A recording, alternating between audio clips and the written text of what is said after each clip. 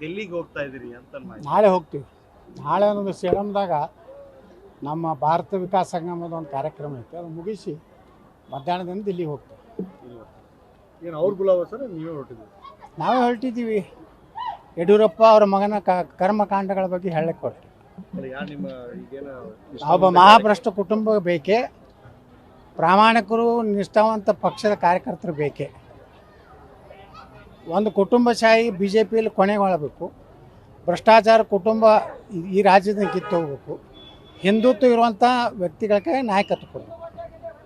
8-10 ದಿನದಲ್ಲಿ ಎಲ್ಲ ಸರಿ ಆಗತ್ತೆ, ನಾನೇ ರಾಜ್ಯಾಧ್ಯಕ್ಷ ಆಗೋ ಸ್ಥಾನ ಆಸೆ. ನೋಡ್ರಿ, ಯಾರಾದರೂ ನಾನೇ ತನ್ನಬೇಕಾಗ್ತತಿ.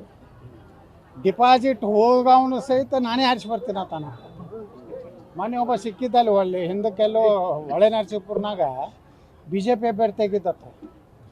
ಅವ್ನು ಹೇಳ್ದ, ಸರ್ ನಾನು ಬರೀ 500 ಅಂತರದಿಂದ ರೇವಣ್ಣವರು ನಾ ಸೋತೆ, ಮುಂದೆ ನನಗೆ ಗುರ್ತಾಗಲಿಲ್ಲ, ಬರೀ 500ನಾಗ ಸೋತೆ ಅಂತ ನಾ ಗಾಬರಿ ಆಗಿ ಕೇಳಿದೆ.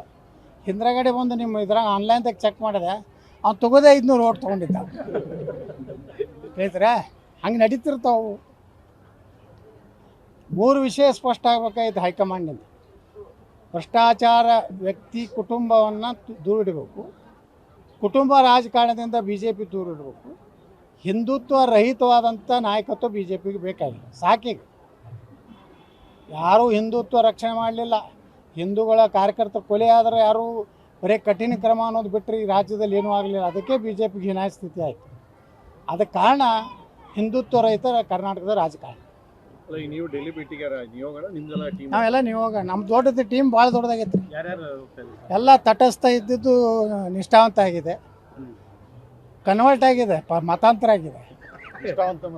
ನಿಷ್ಠಾವಂತ ಅವರೆಲ್ಲ ತಟಸ್ಥ ಅಂತೇಳಿ 2 ಕಡೆ ಆಟ ಆಡ್ತಿದ್ರು. ಈಗ ಗುರ್ತಾಯ್ತು, ವಿಜೇಂದ್ರ ಮುಂದೆ ವರ್ಷದ್ರೆ ಕರ್ನಾಟಕದಲ್ಲಿ ಹೀನಾಯ ಸ್ಥಿತಿಗೆ ಬರ್ತೀವಿ. ಅಡ್ಜಸ್ಟ್ಮೆಂಟ್ ಇದೆಯಲ್ರಿ. ಡಿ ಕೆ ಶಿವಕುಮಾರ್ ಹೇಳ್ದ, ನಾವು ಭಿಕ್ಷೆ ಕೊಟ್ಟಿದ್ದೀನಿ MLA ಅಂತ ಹೇಳ್ದ, ಅದಕ್ಕೆ ಉತ್ತರ ಕೊಡಲಿಲ್ಲ. ಮೊನ್ನೆ ವಿಜೇಂದ್ರ ಬಗ್ಗೆ ಹೀನಾಯವಾಗಿ ಬೈದ್ರು, ಅದಕ್ಕೆ ಉತ್ತರ ಕೊಡಲಿಲ್ಲ. ಅವ್ರು ಭಯಪಡಿಸಿಬಿಟ್ಟಾರೆ ಯಡಿಯೂರಪ್ಪಗೆ ಅವ್ರ ಮಗ. ನೀವೇನಾದರೂ ನಮ್ಮದು ಹಗರಣ ತೆಗೆದ್ರೆ ನಿಮ್ಮದು ಪೋಕ್ಸೋ ಇದೆ, ನೀ ನಕಲಿ ಸಹಿ ಮಾಡಿದ್ದಿದ್ದು, ಇವೆಲ್ಲ ನಾವು ತೆಗಿತೀವಿ ಅಂತ ಹೇಳ್ತಾರೆ. ಹಿಂಗೆ ಅದನ್ನೇ ನಾವು ಕೇಳಾಕತ್ತೀವಿ ಹೈಕಮಾಂಡ್ಗೆ, ಇಂಥ ವ್ಯಕ್ತಿಗಳು ಬೇಕಾ? ಸದಾನಂದ ಗೌಡರು ಹೇಳ್ತಾರೆ, ಯತ್ನಾಳ್ ಅವ್ರ ಹೇಳಿಕೆಯಿಂದ ಒಬ್ಬ ಜೋಕರ್.